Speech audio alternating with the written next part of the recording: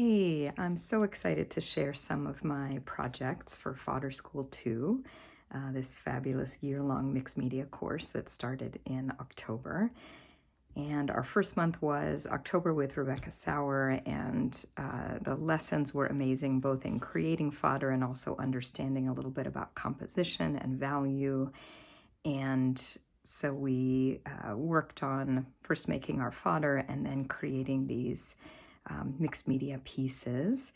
And I really learned so much from understanding about light, medium, and dark values and trying to have balance, and was really happy with how these turned out. So these are 4 different pieces that I glued and sewed on in the end, and just used a variety of papers, a lot of transparent papers made from jelly printing and other methods. So I was really happy with how those turned out, and so excited that I worked on a few more with all of the fodder scraps that I had and created a few more pieces that I was really happy with, trying to experiment more with contrast and understand that. So that was very exciting.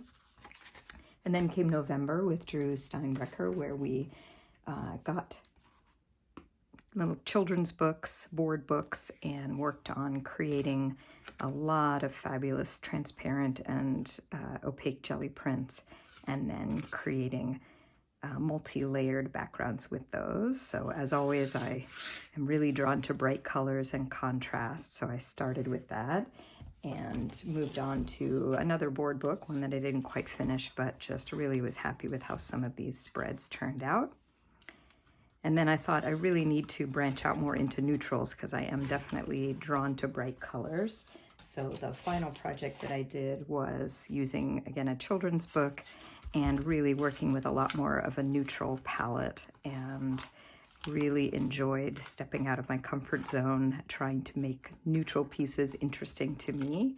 Still little pops of color there, and trying to vary the pages and using lots and lots of transparent layers, and was really happy with how this turned out and trying to explore new techniques. I ended up kind of gilding or painting with gold paint on the edges to kind of give it a little bit more glam, and really loved how that final book turned out. Of course, these pages are ripe for art journaling or lettering, which I haven't yet started, but that's on my list for future projects.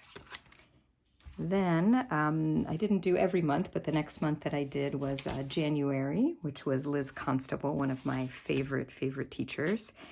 And this was making an imperfect portfolio using incredible techniques with heat and different papers and different dyes and techniques. So we made this portfolio for a lot of our different pieces. And I just really fell in love with this technique, which gives you really unpredictable results, but just beautiful, fabulous papers of all kinds. So this, opens up, and I had sewn in on 2 of the sides to make almost like little bound books here of just different pages that I was really happy with. And then we also glued and sewed together some clusters of different papers. So kind of experimenting with making little mini paper collage pieces. And then also made an envelope here just to hold more of these papers with all of the amazing prints that we learned how to make. I also experimented with some fabric, just like Ricky Midbrud showed us, and that was really fun as well. Lots and lots of, tags and different items, and always a lot more to explore. So I found that project really fun.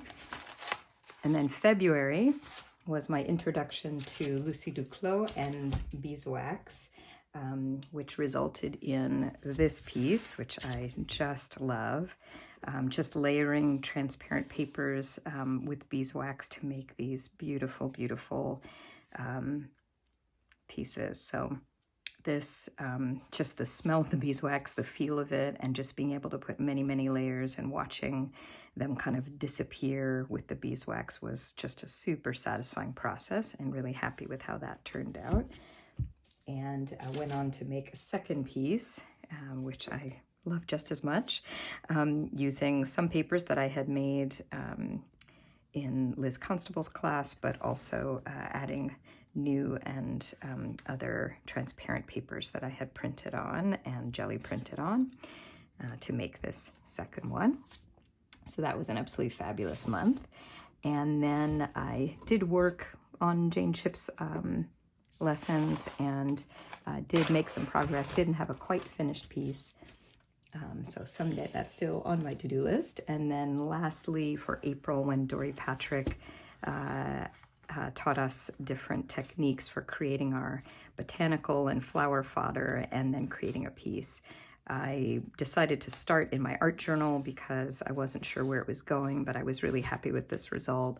And my plan is to make a bigger piece on canvas because I got very excited about the fodder and still have lots and lots of beautiful botanicals. Karen Elaine's bonus lessons using watercolor really spoke to me, and so I made lots and lots of those. And of course, kind of wonky bits botanicals from Wendy's prior lessons always add a little bit of contrast. So that's as far as I got with Fodder School 2, but just really, really happy with all these projects. I've learned tons of techniques, and can't wait to see what the other artists show. So I hope you'll check out all the other videos in the YouTube Hub. Thanks very much.